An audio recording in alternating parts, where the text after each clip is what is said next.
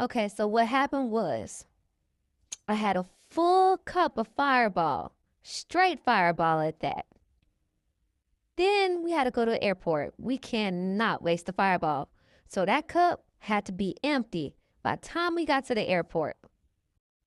Challenge accepted. I went from tipsy to over tipsy. Shout out to Mikey for keeping me company as soon as I hit the airport, all the way up until the gate. It was good sleep on the plane. Now it's a layover in Denver and on